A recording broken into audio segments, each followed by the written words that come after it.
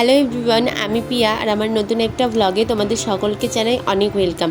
সকালবেলা ঘুম থেকে উঠে সমস্ত কাজ গুছিয়ে চলে এসেছি রান্নাঘরে।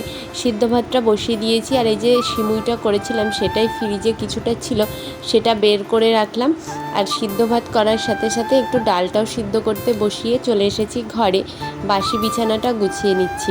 আমার তো মনে হয় যতক্ষণ না ঘরের বিছানা সুন্দর করে রাখা হয় কোনো কাজই যেন কাজ মনে হয় না। আজকে তো আমার একাদশী আছে, আজকে তো পবিত্র পুত্রদা একাদশী। তো আমি তো আজকে আর খাওয়া দাওয়া করব না সকালে, সেই কারণে আমি সিদ্ধ ভাতটা করে দিয়েছি। আর আজকে দুপুরের রান্নাটা আমার শাশুড়িই করবেন, সেই কারণে আমার কিছু জামা কাপড় কাচার ছিল, সেগুলোই ভিজিয়ে রেখে ওকে একটু বাজারে পাঠিয়েছিলাম ফল আনার জন্য। তো আগে সেটাই এনে দিয়ে গেল। এরপর আজকে বাড়িতে রান্না হবে মাটন, তো সেটাই আনতে যাবে।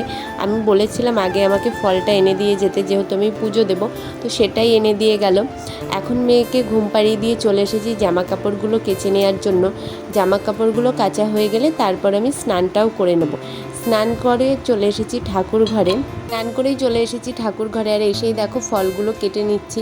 আমার তো একদমই ফল খেতে অতটা ভালো লাগে না, কিন্তু একাদশীর দিন আর কী বা করা যাবে, সেই কারণে জানো তো এখন একটু টক দই আনি, তো ওটা দিয়েই আর কি ফলগুলো খাই, একটু আর কি ভালো লাগে।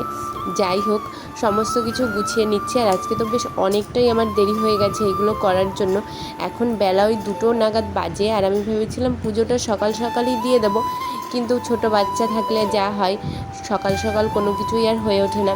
তো যাই হোক, এখন কিন্তু আমার পুজো দেওয়াও হয়ে গেছে। চলো এখন আমি প্রসাদটা গ্রহণ করি, তোমাদের সাথে দেখা হচ্ছে খুব তাড়াতাড়ি।